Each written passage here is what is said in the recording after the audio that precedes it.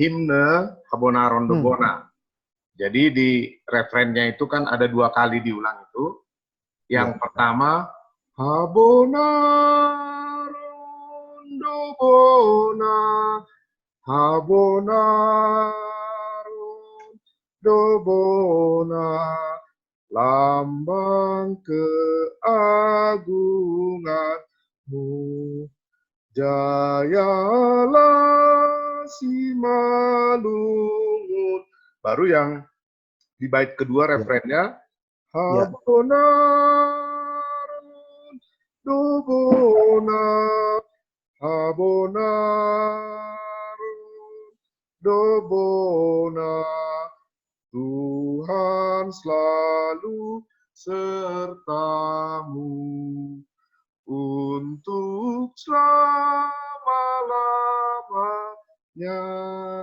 Ya. Berarti Pak Jenderal belum pernah dengar lagunya kan? Saya belum pernah dengar lagu itu.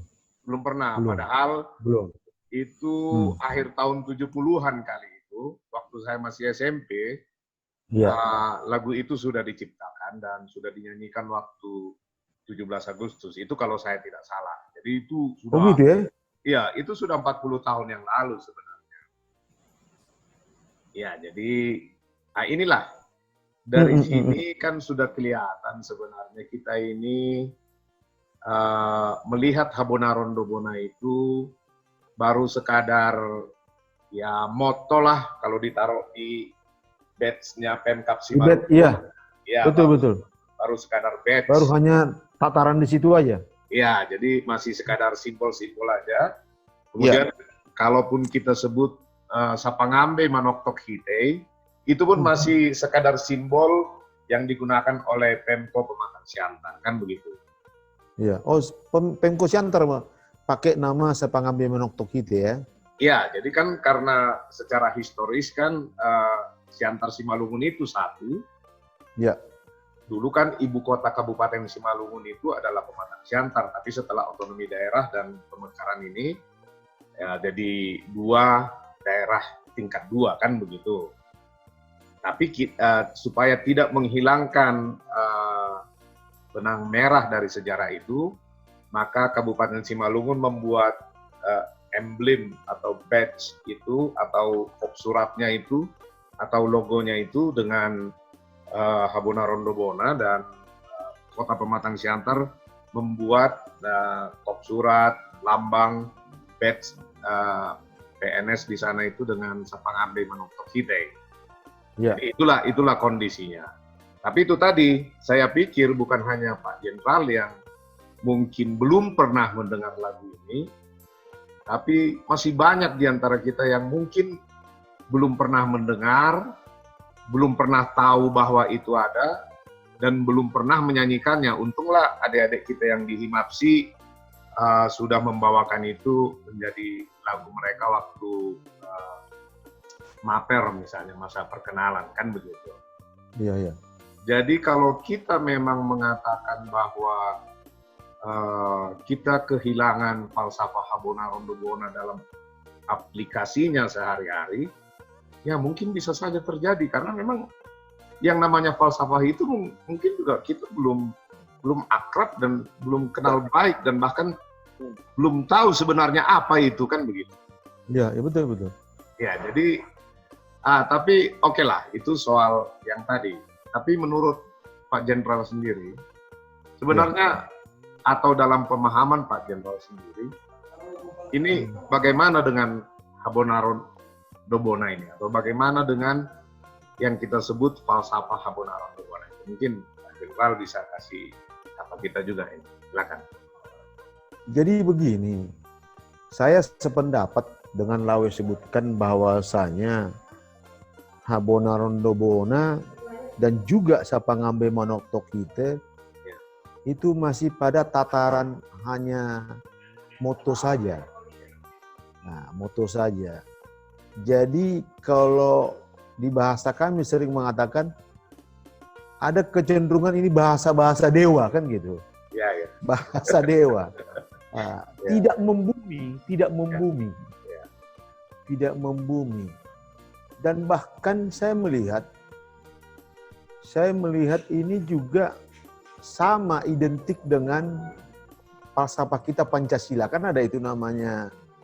Kalau ini tidak dibumikan, ya hanya sekedar hafalan menghafal begitu saja. Nah, jadi kalau melihat lahirnya Habonaron Dobona dan Sapangambe Manuk Tohit ini kan tidak terlepas daripada kultur masyarakat Simalungun. Di sini sebenarnya, di sini letak kultur masyarakat Simalungun dalam konteks yang lebih besar tentunya. Artinya kultur itu kan menyangkut tindakan, menyangkut perilaku, menyangkut kehidupan kan gitu. Jadi kalau kemarin disebutkan Simalungun West, ya bisa sama identik dengan kalau Pancasila itu kan way of life kan gitu. Way of life daripada bangsa Indonesia. Bangsa Indonesia. Jadi saya pikir kalau kita relevansikan dengan Simalungun, apalagi saya pun belakangan ini saya baru tahu bahwasanya Simalungun itu selalu disebut dengan bangsa Simalungun kan gitu. Bangsa Simalungun. Saya nggak tahu kenapa disebutkan ini bangsa Simalungun. Saya pikir para founding father kita, para leluhur kita juga tidak serta-merta, tidak sia-sia mengatakan itu. Mengatakan itu. Sehingga ada way of life-nya, ada cara hidupnya dia seperti apa. Nah, cara hidupnya dia. Kalau bilang dulu kalau Pancasila itu well tancaung kan gitu kan. Way of life ya. Sebenarnya way of life daripada Simalungun itu ada di situ di Habonaron Dobona. Nah, Habonaron Dobona. Hanya terus terang saya katakan, padahal kalau melihat daripada Habonaron Dobona ini sudah sekian lama itu ada di kehidupan Simalungun, saya juga merasa prihatin kenapa ini tidak dijabarkan dalam setiap aspek kehidupan masyarakat, Simalungun khususnya. Kalau saya coba bawa ke, pernah saya bertugas di Lemhanas, aspek kehidupan itu kan lebih dikenal dengan Ipolek Sosbud Hankam kan gitu ya. Jadi sebenarnya bagaimana kita berhabonaron dobona dalam bidang ideologi, bagaimana kita berhabonaron dobona di bidang politik, bagaimana kita berhabonaron dobona di bidang ekonomi, bagaimana kita berhabonaron dobona di bidang sosial budaya dan bahkan di bidang pertahanan keamanan. Saya pikir saya tidak menyalahkan siapa-siapa di sini. Untuk ke depan sudah saatnya Habonaron Dobona ini dibumikan.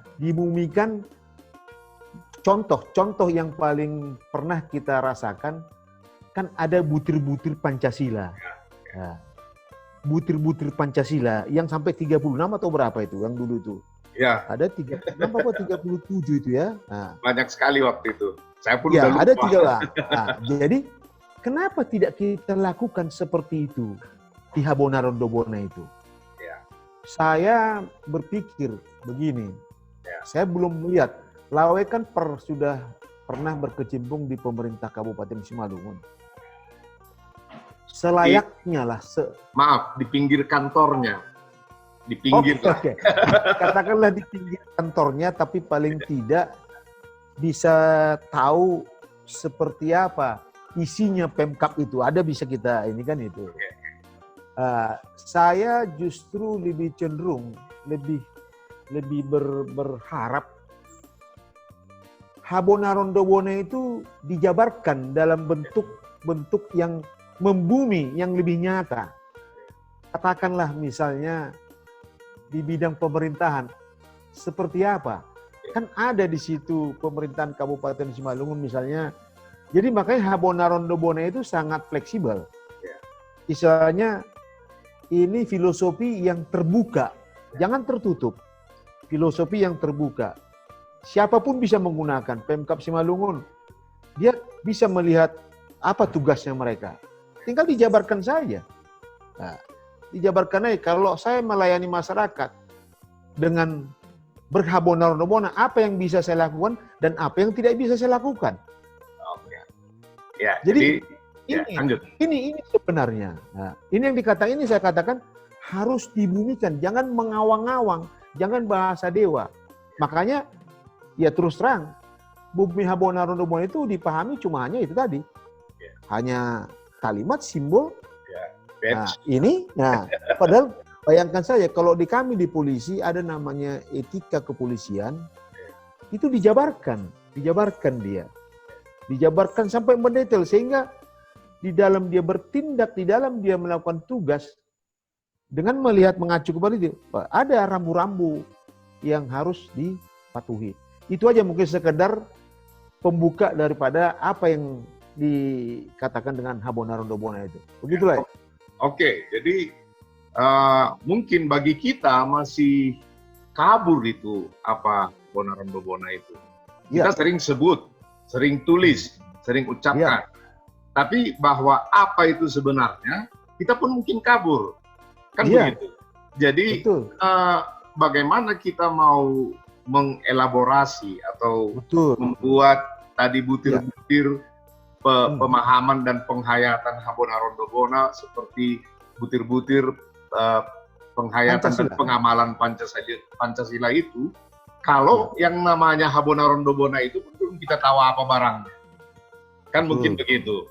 Jadi dalam kesempatan ini supaya kawan-kawan kita generasi muda juga yang sudah membuat mungkin ada istilah lain yang mereka gunakan saat ini, John Major, Ian Sipaik dan kawan-kawan itu yang menyebut sebagai Simalungun Way atau jalan hidup orang Simalungun atau falsafah hidup orang Simalungun, supaya nanti jangan sampai melenceng jauh, mungkin kita perlu juga samakan frekuensi pemahaman kita mengenai apa sih itu sebenarnya habona itu.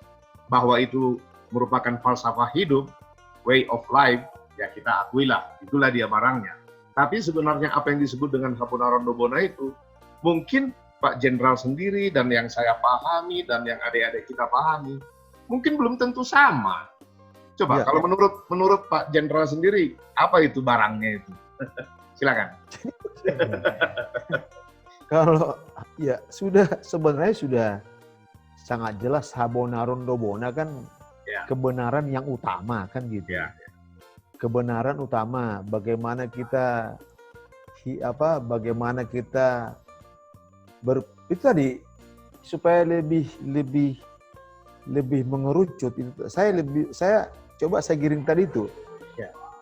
Istilahnya kita berhabona mengutamakan kebenaran di setiap aspek kehidupan kita. Di setiap aspek kehidupan di Simalungun. Apa itu aspek kehidupan tadi itu?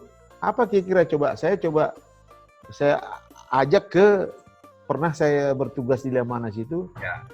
Lebih dikenal Ipelexosput Hankam kan itu. Nah, itu coba kita bagaimana kita berhabona di bidang politik, ya nggak boleh dong begini, nggak boleh begini, nggak boleh, harus fair, harus ini kan gitu. Itu sudah menjadi bisa kita giring dia. Bagaimana kita di ekonomi berhabona, ya sebenarnya ini habona ini nggak jauh daripada aku lihat ya etika bisnis mungkin ya. Tidak hanya etika bisnis, semua di bidang kehidupan. Di bidang kehidupan, kalau berbisnis berhabona dalam bidang berbisnis seperti apa, bagaimana kita berperilaku, bagaimana kita bertindak, bagaimana kita berpikir kan itu. Nah, jadi saya punya bukan punya mimpi ya. Saya terus terang alangkah baiknya kalau ini kita ini kita jabarkan, kita breakdown habona ini. Jangan hanya kata-kata begitu. Saya berpikir begini, sudah selayaknya, ini kembali lagi ya, harusnya Pertua Maujana Simalungun atau Pemkab Simalungun katakanlah membuat seminar tentang Habona Rondobona supaya membumi dia, supaya membumi. Nah, apa yang dikatakan Habona Rondobona itu harus secara aktual dia, bisa diaktualisasikan, bisa diimplementasikan. Jelas, kalau saya selaku politisi, selaku anggota DPR, apa yang saya lakukan? Tentu kita kaitkannya tugas DPR itu apa? Ada fungsi pengawasan, budgeting, legislasi, dan apa? Ada tiga kan? Tiga. Bagaimana dia melakukan pengawasan dengan mendasari Habona Rondobona? Nah, makanya tinggal di breakdown saja pengawasan itu apa? Pengawasan itu 1, 2, 3, 3. Nah, seperti apa dia? Ibaratnya kalau boleh Habona Rondobona ini menjadi bingkai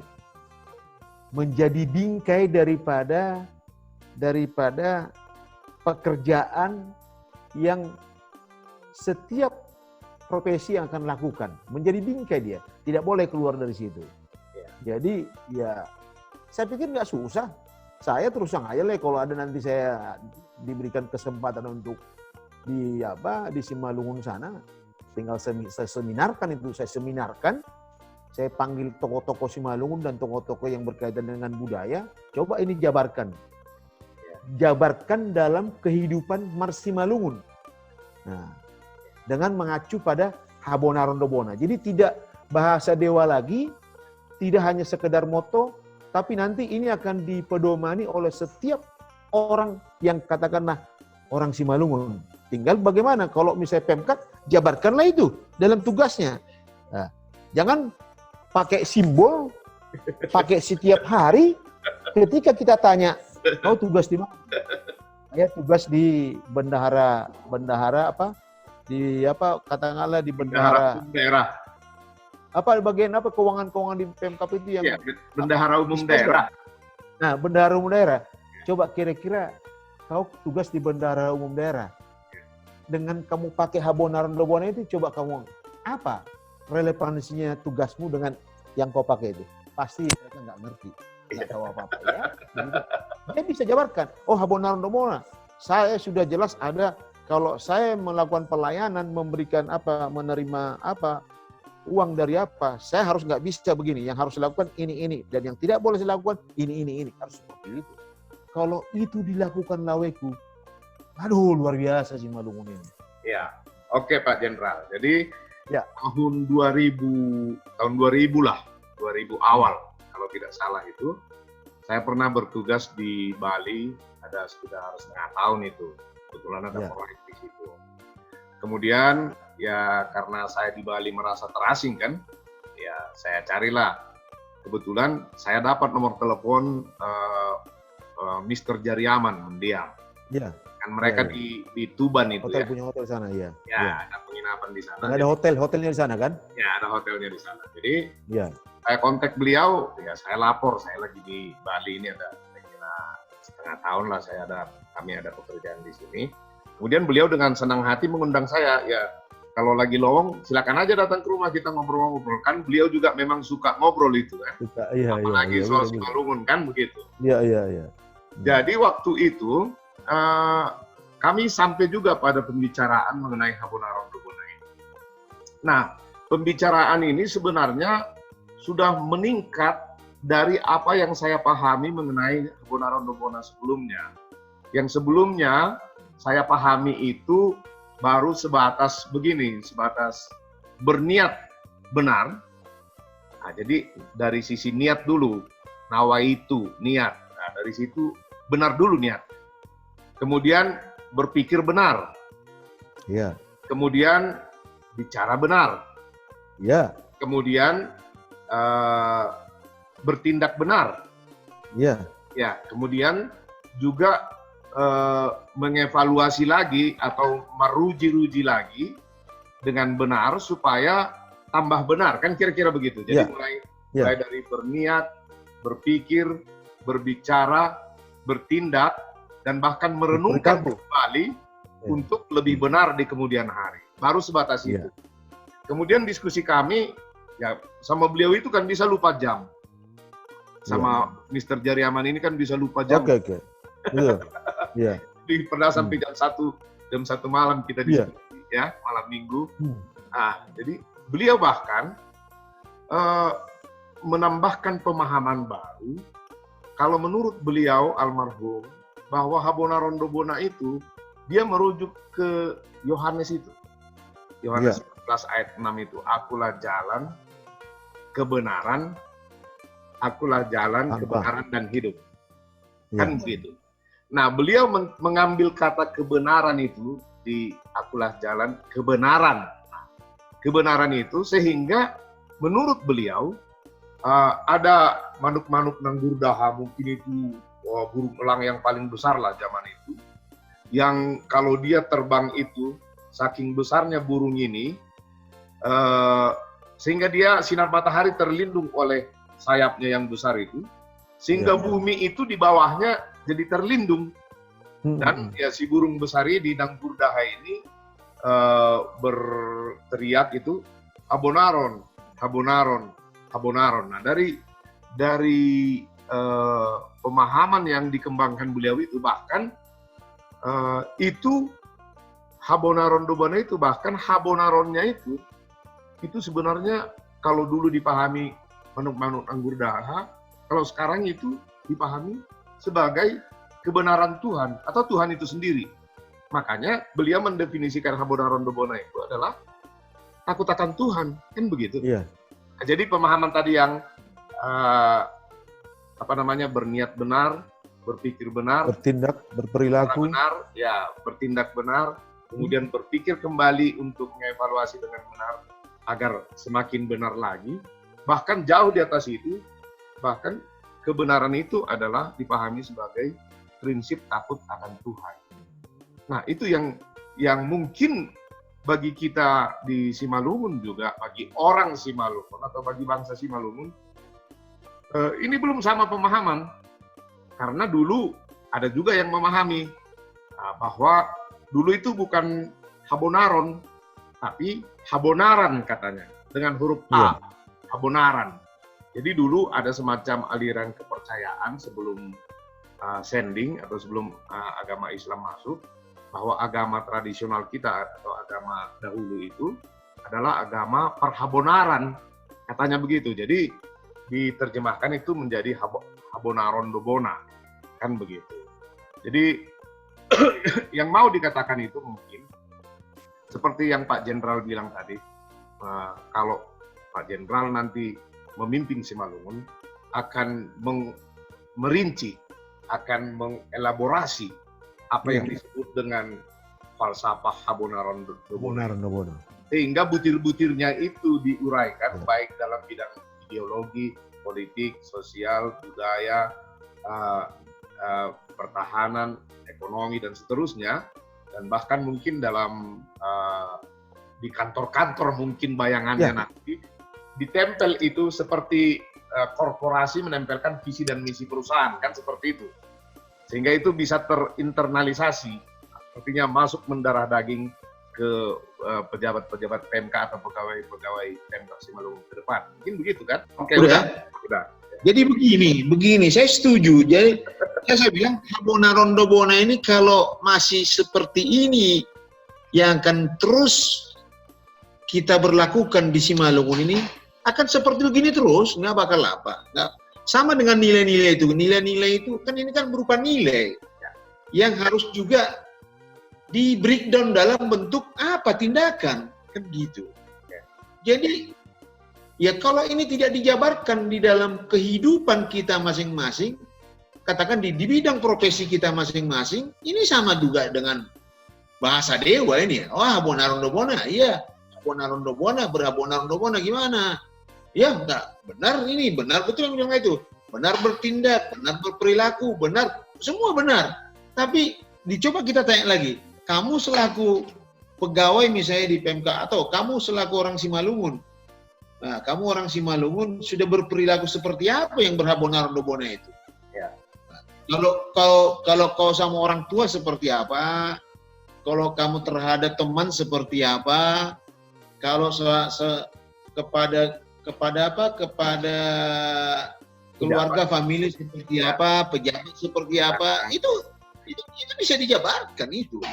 Jadi kalau itu tidak dijabarkan dalam bentuk apa tindakan ataupun butir-butirnya, ini sama dengan mengawang-awang ya, begitu-gitu aja bahasa dewa. Habonaron sama dengan Pancasila lah.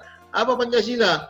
Nah, sudah dijabarkan dia. Ketuhanan yang Maha Esa, 2 ini, 3 ini, 4 ini, 5. Kemudian keadilan sosial seperti apa yang dikehendaki itu? Dijabarkan lagi dalam butir-butir pengamalan, penghayatan P4 dulu kan? Nah, diamalkan supaya teraktualisasi. Oh, kalau kita berkeadilan sosial itu seperti ini.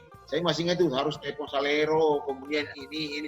Jadi kita kalau di kami namanya dulu itu di Akpol itu pakai buku saku. Ya. Jadi buku saku. Jadi kita pegang itu kemana-mana kita baca. Saya ini rupanya ada rambu-rambu bagaimana saya kalau jalan keluar, kalau saya pesiar apa yang harus bisa saya lakukan dan apa yang tidak bisa. Kalau masih tidak kalau ini hanya dikumandangkan berhabonar-habonar tapi tidak dijabarkan dalam bentuk tindakan, sama aja akan seperti begini terus. Jadi saya sebenarnya saya sudah punya niat itu gimana kalau ke depan itu cobalah Partua Mojana Simalungun menjabarkan ini dalam bentuk yang lebih aktual gitu sehingga bisa diimplementasikan dalam setiap kehidupan di Marsimalungunon. Jadi itu aja kok nggak sebenarnya nggak terlampau sulit ini kalau ini dirumuskan. Nah, tapi memang tidak artinya bisa sesuai dengan waktu tentunya. Katakanlah setiap 5 tahun ataupun setiap 10 tahun ditinjau ulang, direvisi. Ditinjau ulang, diupdate gitu, diupdate sesuai dengan tantangan apa yang kita hadapi kan gitu. Itu kan fleksibel aja itu, makanya ini kan lebih kepada filosofi yang terbuka kan gitu, tidak tertutup. Sama dengan Pancasila itu kan, Pancasila itu Palsawi katakan ideologi yang terbuka kan gitu. Ideologi yang terbuka, ideologi besar dunia yang terbuka. Jadi boleh saja implementasinya tahun ini, tahun 10 tahun ke depan akan bisa berbeda. Seperti itu yang saya coba menanggapi dengan Habonaron Dobona. Jangan-jangan yang melaksanakan Habonaron Dobona itu Ahok rupanya. Itu dia bisa. Jadi bagaimana coba? Saya agak sedikit miris setiap orang pegawai Pemkab Simalungun itu dengan simbol Habonaron Dobona, tapi coba bisa kita bayangkan ketika dia bertindak tidak sesuai dengan Habonaron Dobona yang menempel di apanya. Saya nggak tahu seperti apa, siapa yang salah kan gitu. Apakah saya pikir pasti marah, marwahnya siapa dulu yang menciptakan ini? Dia bisa lihat di sebelah, nggak tahu sebelah kanan, sebelah kiri itu Sebelah kanan. Sebelah kanan. Dia coba sambil dia menerima uang yang nggak benar ini, kemudian dilihat seperti apa kan gitu. Seperti apa? Harusnya kalau dia mau menerima sesuatu yang nggak benar, tutup dulu Habonaron Dobona itu. Tutup dulu baru minta kan gitu. Seperti itu. Oke, jadi kalau Pak Jenderal nanti, dan itu doa masyarakat Simalungun kan, kalau Pak Jenderal nanti jadi bupati, ini termasuk program prioritas juga tentunya. Betul, saya akan lakukan ini salah satu yang saya akan ini. Langsung dianggarkan ini kan, begitu. Iya udah. Jadi begini, saya sudah berpikir, ngapain saya susah-susah mencari suatu aturan yang membuat ASN ini bisa bagus? Ya ini aja di Habonaron Dobona ini aja.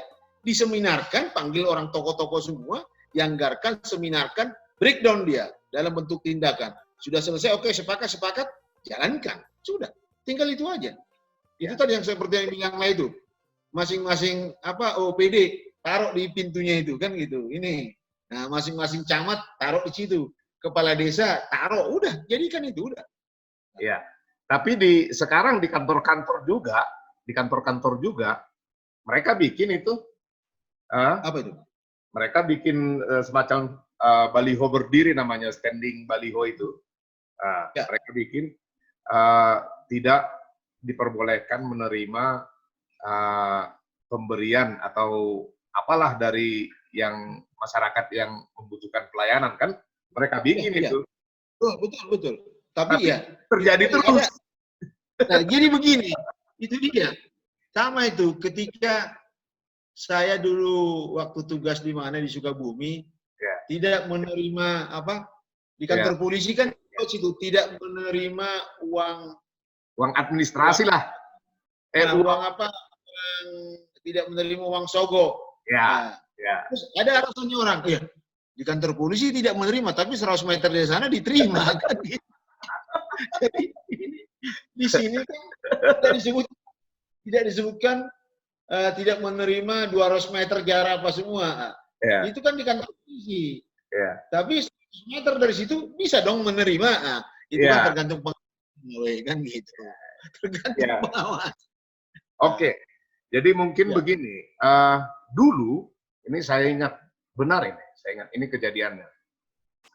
Waktu anak-anak kalau kita betul-betul dalam kondisi lapar atau haus di ladang ini misalnya, ada semacam diperbolehkan gitu, walaupun sebenarnya misalnya saya karena haus, sedemikian haus, di pinggir ladang kami itu mungkin ada yang nanam tebu, perbalokan itu kan, batas itu kan. Tapi itu bukan tebu kita, bukan. Tebunya orang yang sebelah kita kan.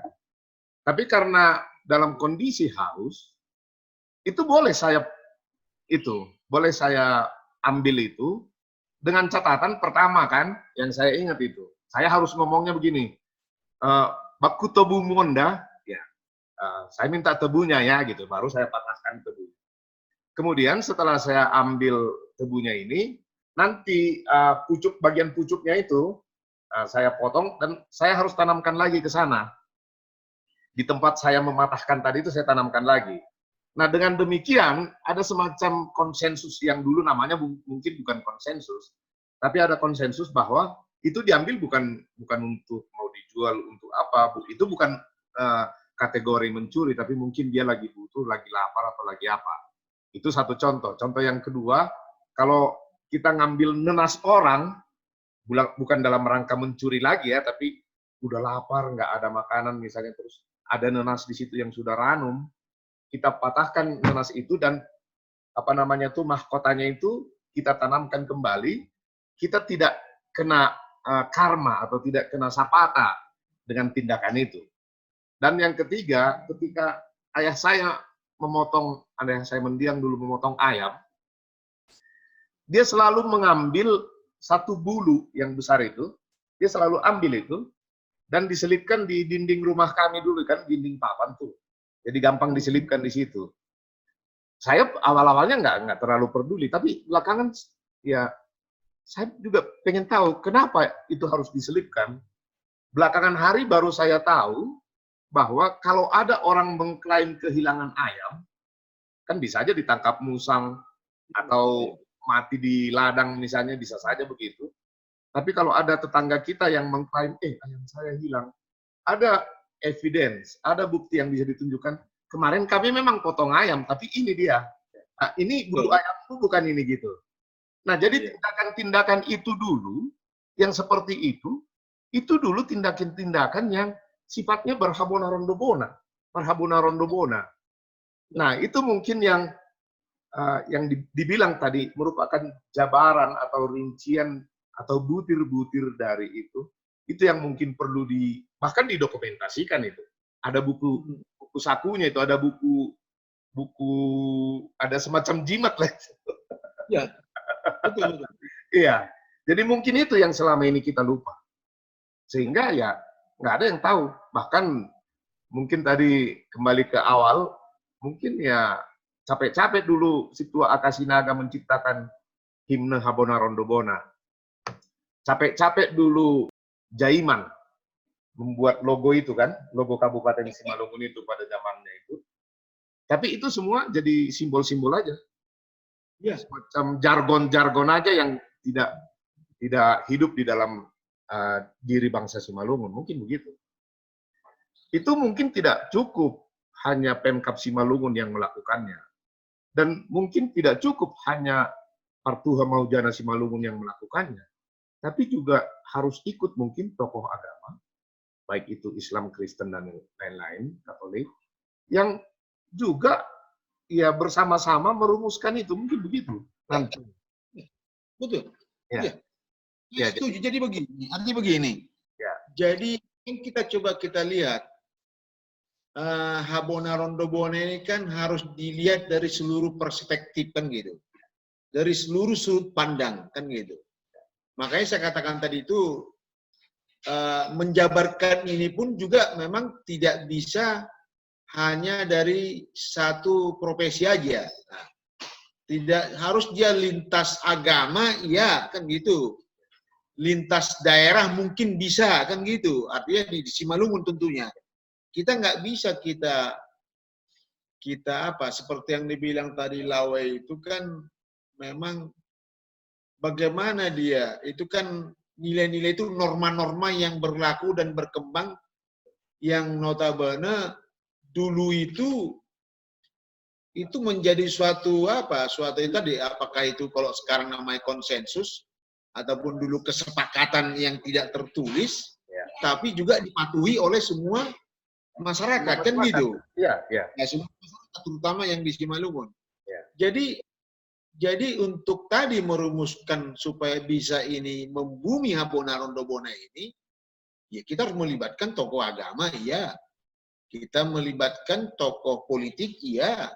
Kita harus melibatkan tokoh pemuda, profesionalisme, kemudian hampir semualah, semua komponen kan gitu. Seluruh komponen yang berkaitan dengan Simalungun, sehingga nanti akan terlahirlah, terimplementasi di dalam setiap kehidupan orang Simalungun. Itu aja. Ya, oke. Kita mungkin meningkat lebih lanjut ya. Ada nggak keyakinan? Kita bangun dulu hipotesis. Kalau memang falsafah ini bisa dielaborasi, bisa dibuatkan butir-butirnya, kemudian dibikin semacam, dulu kan ada pelatihan itu BP7, itu kan pelatih itu dulu. BP7 semacam itu untuk menjabarkan masing-masing butir itu dari aspek-aspek ideologi, aspek-aspek politik, aspek-aspek ekonomi, dan seterusnya itu. Pak Jenderal yakin kalau Simalungun akan berubah dengan itu? Wah, sangat yakin. Sangat-sangat yakin. Saya bilang sangat-sangat yakin. Ya. Dan itu juga jangan kita menganggap sedikit meremehkan, menegasikan konsep yang filosofi yang dilahirkan oleh para founding father orang Simalungun. Ini boleh kita bilang ini zaman dulu, filosofi zaman dulu. Tapi ini jangan lupa, ini sangat-sangat strategis sekali untuk bagaimana Simalungun akan baik kalau ini dipedomani. Luar biasa. Luar biasa katakan. Ya, oke. Hipotesis yang kedua, kalau coba kita bangun dan mungkin nanti perlu kita uji. Saya pernah membangun hipotesis seperti ini, Pak. Kalau misalnya orang Simalungun itu betul-betul Habona Rondobona, mestinya orang Simalungun itu jadi Kapolri, jadi Gubernur Bank Indonesia, jadi Ketua Mahkamah Agung mungkin. Karena ya orang yang berlaku benar kan, bahkan jadi presiden pun suatu saat mungkin begitu kan. Akhirnya bisa nggak kita membayangkan itu seperti itu? Jadi begini, ini kan bisa kita coba mengambil mereferensi, nggak usah jauh-jauh. Kita lihat dari Jokowi kan gitu. Kita ambil sampel dari Jokowi sendiri. Kita lihat mulai dia dari wali kota dia bekerja dengan baik. Bekerja dengan baik, berpikir dengan baik, berperilaku dengan baik. Kemudian berniat dengan baik, sehingga hasilnya akan baik kan gitu. Apa yang terjadi coba? Dia dicintai oleh masyarakat. Jadi dia akan terkenal kan gitu. Dia akan dikenal. Nah, ketika dia itu melakukan dengan baik, tentu apa yang dilakukannya itu kan pasti memberikan kontribusi yang baik buat semua yang ada di lingkungannya. Istilahnya itu atmosfer yang dilakukannya itu dirasakan oleh sekelilingnya. Nah, sekelilingnya. Istilahnya dia melakukan sesuatu itu berdampak berdampak karena jangan sampai kita berpikir harusnya ya dengan melakukan sesuatu dengan berdampak yang baik, ya itulah mulai dari dihitunglah dia wali kota masuk ke gubernur, dia melakukan yang baik apa semua dilihat oleh masyarakat sampai kepada presiden. Kenapa tidak? Sangat-sangat bisa, sangat-sangat bisa. Oke, kemudian ini, sebenarnya masih perlukah Habona Rondobona itu? Wong kita sudah beragama kok. Apa nggak cukup agama kita itu? Jadi begini, sama itu dengan norma agama, dengan norma adat, kan gitu kan? Nah, kan ini kan kepada nilai-nilai. Nah, norma agama, norma hukum, norma adat. Nah, itu norma agama tentu lebih kepada apa yang kita imani sekarang ini kan. Nah, kemudian di dalam pemerintahan ada norma hukum kan gitu. Kemudian di dalam setiap suku bangsa ada norma adat. Saya lebih cenderung saya katakan tadi itu. Ini kan lebih kepada saya kalau salah saya mohon dikoreksi juga. Habona Rondobona ini kan lebih kepada norma adat secara makro berarti kan. Secara makro, jangan kita kecilkan, kan gitu, jangan kita kecilkan. Jadi, apakah masih diperlukan, sementara sekarang agama sudah ada. Norma hukum juga masih diperlukan kok, sekalipun agama ada. Norma adat, ini sekalipun kita sudah ada norma hukum, sudah ada norma agama, tapi bagaimana kita berhubungan dengan keluarga, bagaimana kita berhubungan dengan damanik, dengan purba, istri purba, bagaimana saya memperlakukan yang komunitas purba, kalau istri saya purba, bagaimana saya memperlakukan komunitas Damanik yang nama Sanina? Ya saya pikir itu sangat diperlukan. Kalau tidak ada seperti itu, wah kita ini kalau nggak ada norma adat nggak ada lagi kita. Seperti apa kita memang menghargai, memperlakukan seseorang itu di dalam kehidupan kita. Saya pikir itu tetap berlaku gitu dan berlaku dan berkembang dan dipatuhi pada sekarang ini. Itu aja. Ya. Dulu memang tidak ada semacam law enforcement kalau nggak salah. Ya, kalaupun ada dulu kan dikucilkan dari kampung. Model-modelnya seperti itu kan. Atau memang secara tidak kasat mata tiba-tiba busung. Kan gitu. Nah, jadi mungkin apakah memang karena ini kan norma ya. Kalau norma hukum ya ada pasal-pasalnya lah, ada undang-undangnya lah. Kalau ini lebih kepada pandangan hidup yang mungkin selama ini tidak ada law enforcement. Kalau di Bali kan, di Bali kita ambil contoh kan ada juga norma adat mereka. Kalau itu dilanggar kan ada juga memang tindakan adat untuk mereka itu kan. Nah, mungkin nanti di dalam penyusunan butir-butir itu atau di dalam elaborasi atau bagaimana supaya Habona Rondobona ini bisa terimplementasi, mungkin diperlukan juga barangkali semacam law enforcement di situ. Atau gimana Pak menurut Pak Jenderal? Jadi memang itu juga kan butuh juga pemikiran, artinya kan memang betul itu istilahnya kita mengenal sanksi sosial gitu kan, sanksi sosial yang ini juga sebenarnya jauh lebih nyata ya, lebih ngeri daripada sanksi hukum kan gitu. Nah, sanksi sosial itu contohnya dikucilkan kan gitu. Nah, kemudian kalau di kita masih ada tuh sanksi sosial ketika dia kawin dengan semarganya. Tidak boleh diadatkan kan gitu. Tidak boleh dia mengulosi, tidak boleh ini. Bahkan katakanlah mengalua sekalipun yang tidak diadatkan, tidak boleh dia mengulosi selagi masih belum dia menjalankan sulang pohon membayar adat kan gitu. Itu kan ini kan sanksi sosial. Sanksi sosial yang notabene masih sekarang dijalankan.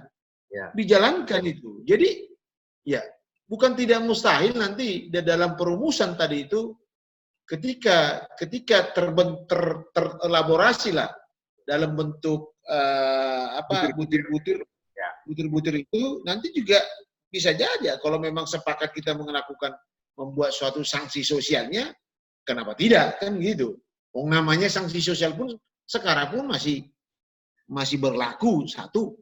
Yang kedua, pemerintah juga masih mengakui adat dari masing-masing suku.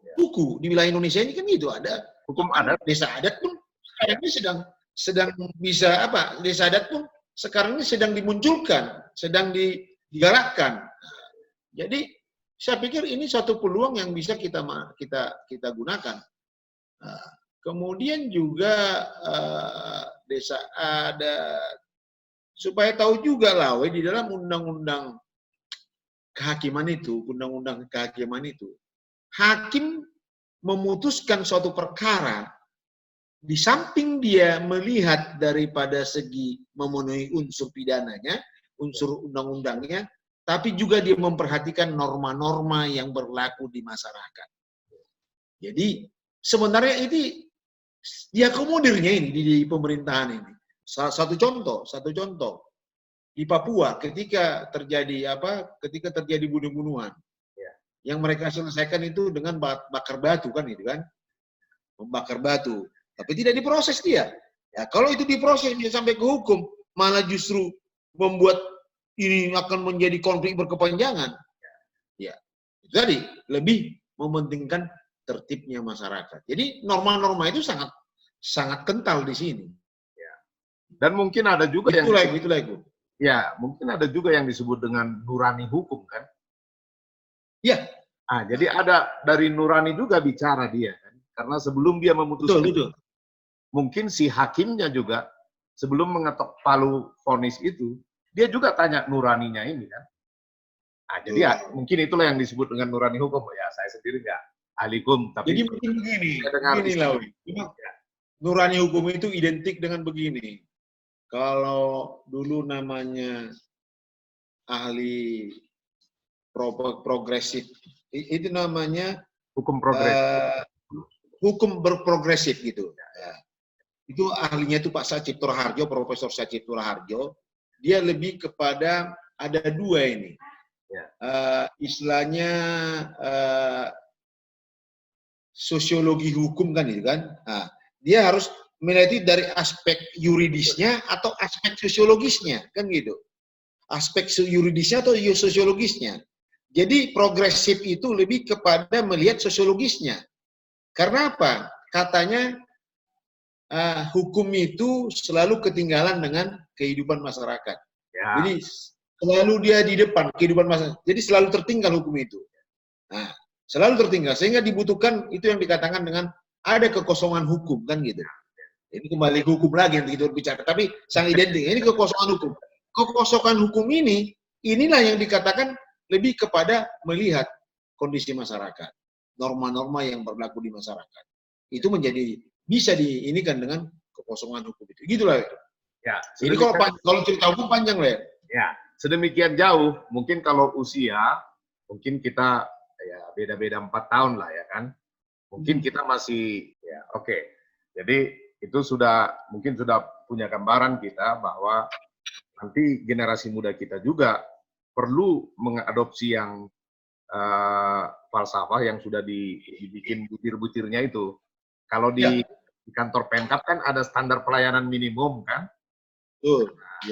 Harus begini, ini harus lengkap, ini harus lengkap, ini harus ada, ini harus ada. Ya, harus begitu dia nanti jabarannya ke depan kan? Ya. Jadi kalau apa istilahnya itu kalau di pelayanan SOP setiap ada bahasa di undang-undang, ada di undang-undang pelayanan publik itu. Ya, standar pelayanan minimum. Betul. Jadi setiap katakanlah misalnya kalau mengurus KTP itu ditempel dia di situ kan, dan itu harus masyarakat diberitahu. Masyarakat harus diberitahu kalau kau mau ngurus KTP apa yang diperlukan kan gitu. 1, 2, 3, 4, 5, 6, 7 semua. Nah, dan itu harus disampaikan ke masyarakat. Itu kewajiban sebagai kita ini sekarang pada mengedepankan pelayanan publik. Di undang-undang pelayanan publik itu jelas kan gitu. Nah, itu juga kenapa tidak kita buat seperti itu di dalam bentuk abonar rondobona.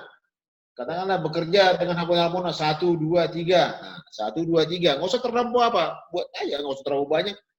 Yang ngapain? Oh iya, kalau udah dibaca. Itu kira-kira. Oke. Jadi mungkin itu dulu pembicaraan kita sore ini sampai sejauh ini. Mungkin nanti coba kita undang lagi lebih banyak, karena ini kan semacam pembicaraan awal dulu, sehingga nanti pada waktunya juga bisa ada bahan-bahan, ya paling tidak bahan-bahan awal untuk merumuskan apa ini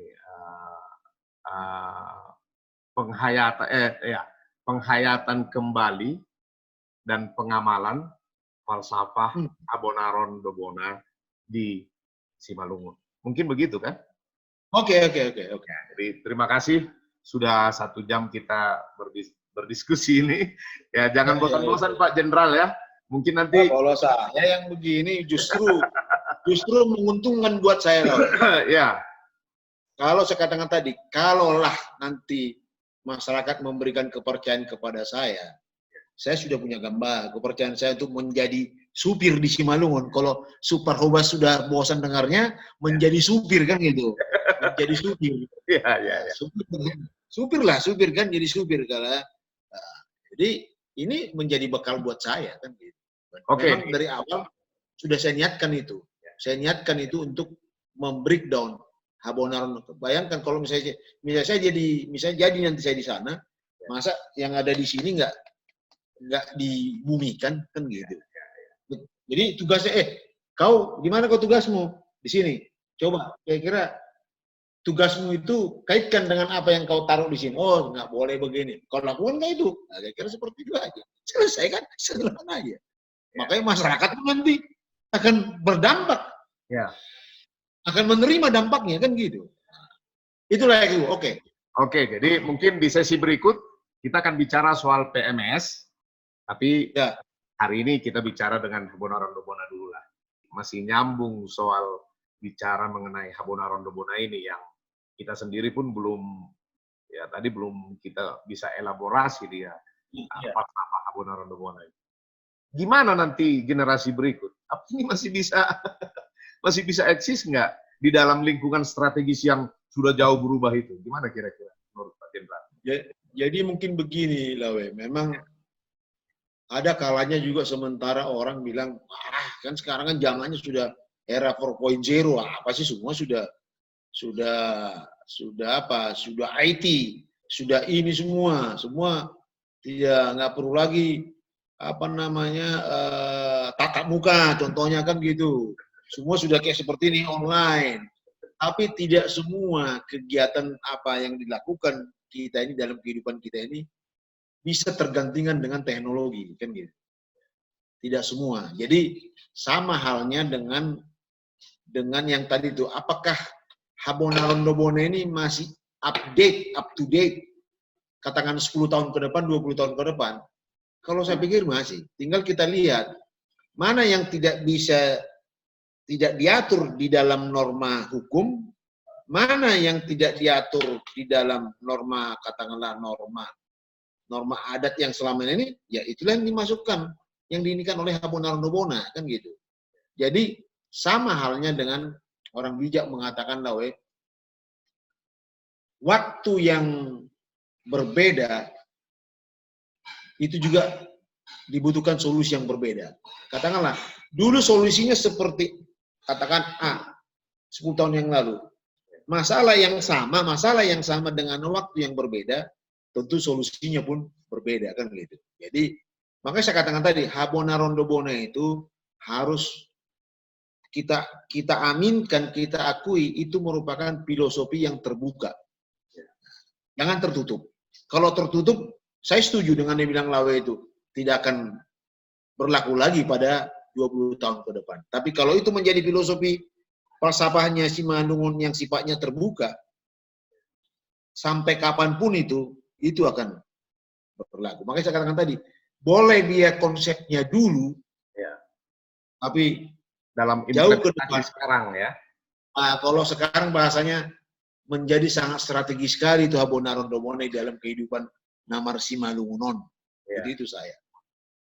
Jadi beginilah, kalau boleh PMS itu kemarin juga saya coba utarakan, dia ada STB, nama STB.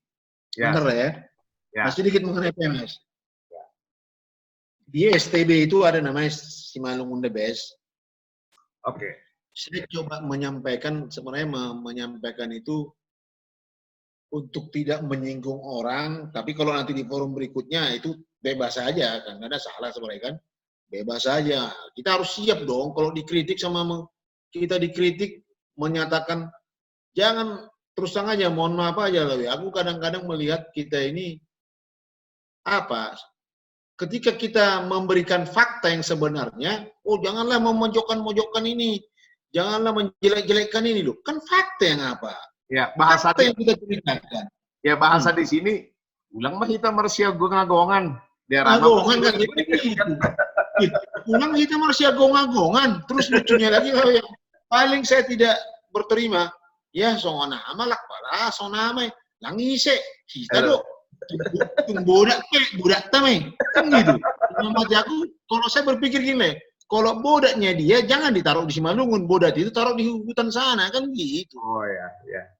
Oke. Itu kalau saya, masa bodak dipelihara kan gitu. Ngapain bodak dipelihara? Atau bahasa yang biasa kan, si parayakon mai katanya kan. Jadi kapan lagi kita berani? Saya terus saya berani, saya dikritisi. Siap saya nggak apa-apa. Saya siap saya dikritisi apapun itu. Oke. Kalau memang misalnya pun saya salah, saya bilang saya akan mengakui kesalahan. Ayo kita sama-sama apa kira-kira masukan buat saya supaya ini bisa berubah ke depan. Kalau yang itu saya salah, oke saya salah. Saya give up lah kan gitu. Ya kita harus berani kita mengakui salah. Harus berani kita. Jangan kita sudah salah apa masih merasa benar. Wah, itu saya nggak cocok saya rasa.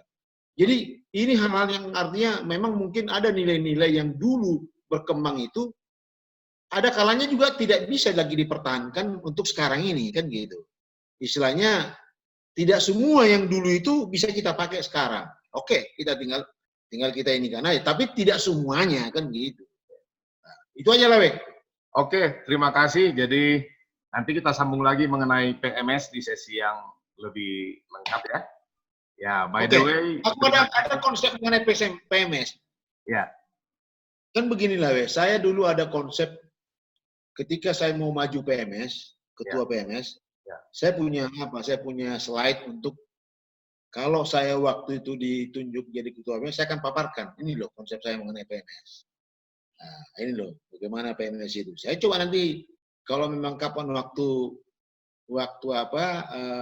membicarakan PMS dalam Zoom ini, nah, saya akan jelaskan ini loh PMS yang dulu saya pengen tawarkan kan gitu. Terlahirlah konsep yang semuanya mengacu pada Habona Rondobona. Kalau saya selaku ASN, bagaimana saya berhabona Rondobona kan gitu. Kalau saya politisi, bagaimana saya berhabona Rondobona. Jadi nanti yang disusun itu ya tinggal dilihat masing-masing profesi akan lebih menjabarkan lagi kan gitu. Sesuai dengan tugas yang masing-masing. Ya. Jadi yang harus kita coba ke depan usulkan, sarankan dan akan kita lakukan supaya Habona Rondobona ini benar-benar